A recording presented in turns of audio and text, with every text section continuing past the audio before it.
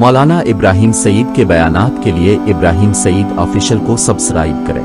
الحمدللہ الذی خلق الانسان وعلمہ البیان والصلاة والسلام على سید الانس والجان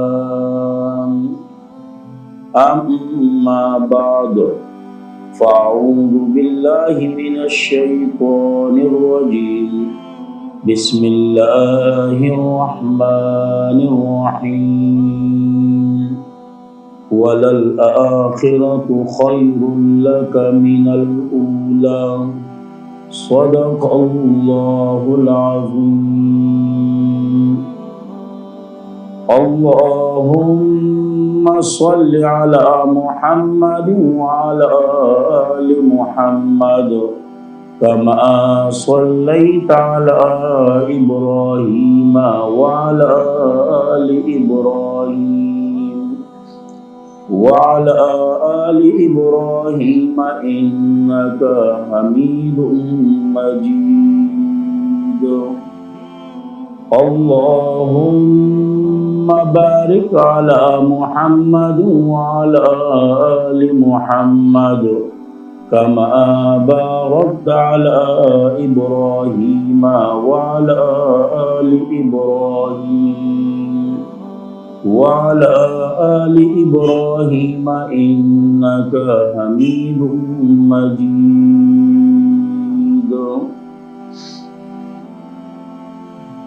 انتہائی ذی قدر السامعین،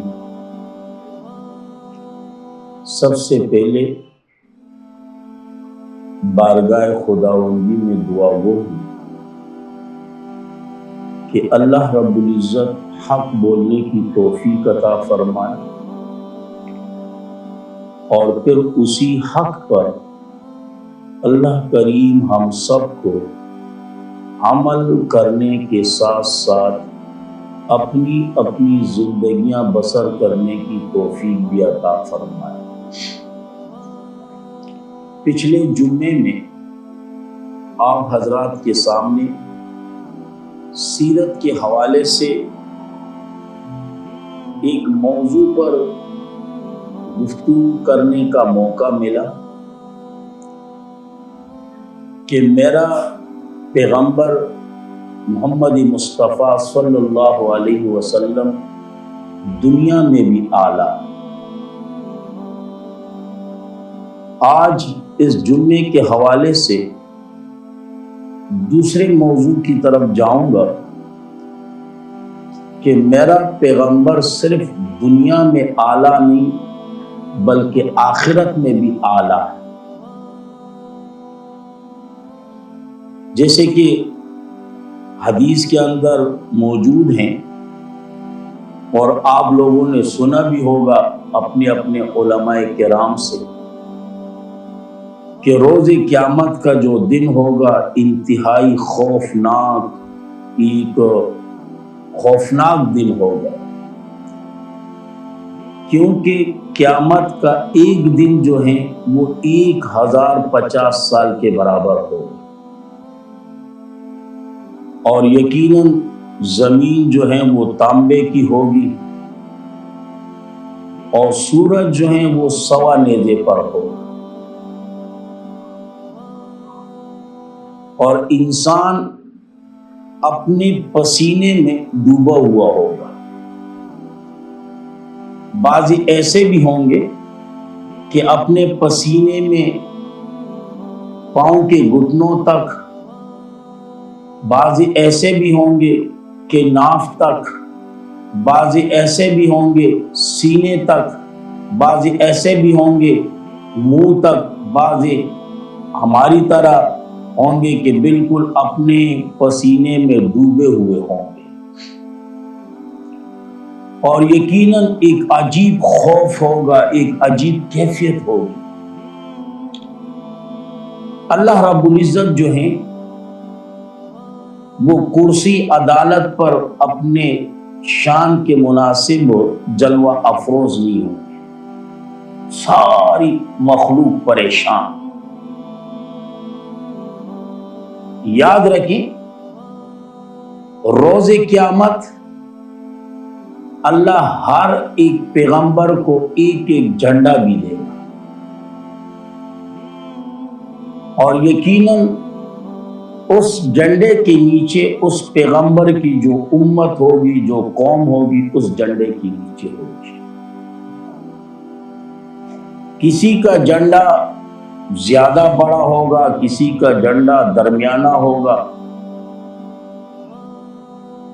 لیکن ایک جھنڈا اللہ کریم ہمارے اور آپ کے پیغمبر کو دے گا، اور یقیناً وہ ایسا جھنڈا ہوگا کہ جس کے نیچے تمام مخلوقات ماں انبیاء کرام ہوں گے، اور یقیناً اس جھنڈے کا نام ہوگا لواء الحمد۔ اللہ نے اپنے محبوب پیغمبر کو جو جو بھی چیزیں عطا فرمائی، اس میں حامیم دال والا مادہ موجود ہے۔ آپ ذرا نام کی طرف جائیں تو ایک اسم گرامی جو ہے محمد صلی اللہ علیہ وسلم، اس میں بھی حامیم دال۔ دوسرا اسم گرامی احمد، حامیم دال اس میں بھی موجود۔ اللہ جو جھنڈا محمد مصطفیٰ صلی اللہ علیہ وسلم کو عطا فرمائے گا، اس جھنڈے کا نام ہوگا لواء الحمد، حامیم دال اس میں بھی موجود۔ اور جو مقام اللہ محمد مصطفیٰ کو نصیب فرمائے گا، اس مقام کا نام ہوگا مقام محمود، اس میں بھی حامیم دال موجود ہے۔ بہرحال اپنی بات کی طرف آ رہا ہوں، لوگ پریشان ہوں گے۔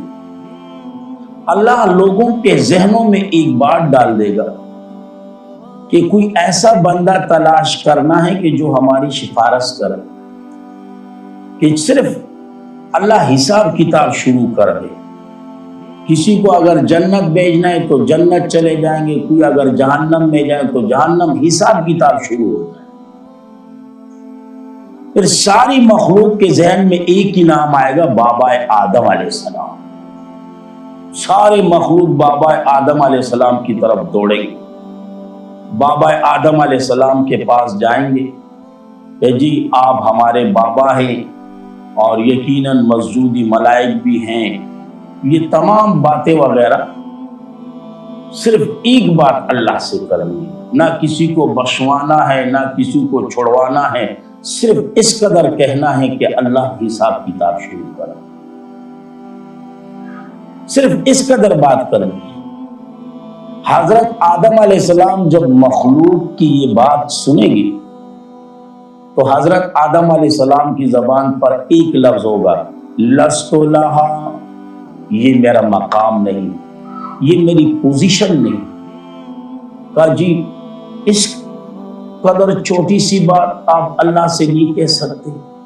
حضرت آدم علیہ السلام کہیں گے کہنے پہ تو کہہ دوں گا، اب اگر اللہ کہے چلو جی حساب کتاب شروع کر رہا ہوں، سب سے پہلے آپ مجھے بتائیں کہ میں نے آپ کو منع کیا تھا درخت کے پاس جانے سے، آپ کیوں؟ تو میں کیا جواب دوں؟ میں کیا جواب دوں؟ لست لہا، یہ میرا مقام نہیں، یہ میرا پوزیشن نہیں۔ حضرت نوح علیہ السلام کے پاس جائیں، ساری مخلوق حضرت نوح علیہ السلام کے پاس، آپ ہمارے بابا ثانی ہیں، اور تمام باتیں وغیرہ، صرف اس قدر بات اللہ کے سامنے رکھنی ہے، نہ کسی کو بخشوانا ہے نہ کسی کو چھوڑانا ہے، صرف یہ بات رکھنی ہے کہ اللہ حساب کتاب شروع کر دے۔ حضرت نوح علیہ السلام بھی وہی جواب کہ لست لہا، یہ میرا مقام نہیں، یہ میری پوزیشن نہیں۔ کہا جی اتنی سی بات؟ کہا جی کہنے پہ تو کہہ دوں گا، لیکن اگر اللہ کہیں کہ چلو نوح حساب شروع کر، سب سے پہلے آپ بتائیں کہ باوجود منع کرنے کے آپ نے بیٹے کے متعلق کیوں زبان کھولی تھی؟ تو میں کیا جواب دوں؟ میں کیا جواب دوں؟ یہ میری پوزیشن ہے۔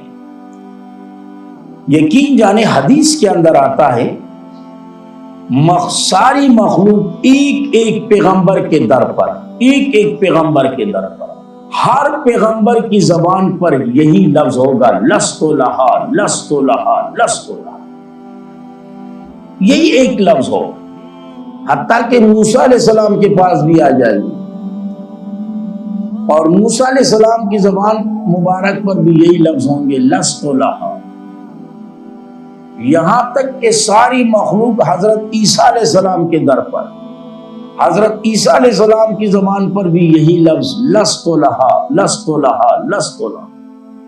حضرت عیسیٰ علیہ السلام کہیں گے ارے کہاں در بدر کے ٹوکرے کہا رہے ہو، یہ مقام ہم میں سے اگر کسی کا ہے تو محمد مصطفیٰ کا ہے۔ ساری مخلوق محمد مصطفیٰ صلی اللہ علیہ وسلم کے محمد مصطفیٰ صلی اللہ علیہ وسلم کے سامنے ساری مخلوق وہی بات رکھے گی جو دیگر انبیاء کرام آدم علیہ السلام کے سامنے رکھی، نوح علیہ السلام کے سامنے رکھی، اسی طرح دیگر انبیاء کرام کے سامنے، موسیٰ علیہ السلام کے سامنے، عیسیٰ علیہ السلام کے سامنے، اور سب کی زبان پر ایک ہی لفظ لست لہا لست لہا لست لہا، یہی بات ساری مخلوق میرے اور آپ کے پیغمبر کے سامنے رکھیں گے۔ کسی اللہ سے کہنا ہے کہ حساب کتاب شروع کرنے، کسی کو بخشوانا نہیں، کسی کو چھڑانا نہیں۔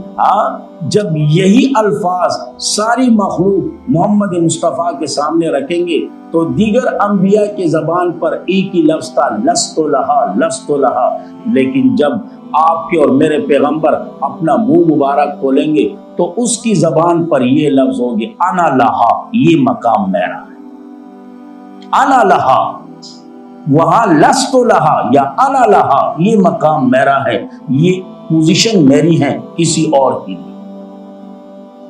اور یقین جانیں حشر کا میدان بھی عجیب ہوگا نا، عجیب میدان، ہر ایک پر آدم علیہ السلام سے لے کر آخری فرد انسانی جو قیامت، سب کی زبان پر ایک ہی لفظ ہوگا، سب کی زبان پر نفسی نفسی نفسی نفسی، سب کی زبان نفسی نفسی کی آوازوں میں سے ایک عجیب سی آواز گونجے گی، امتی امتی امتی، میری امت میری امت میری امت۔ آپ خود سوچیں نا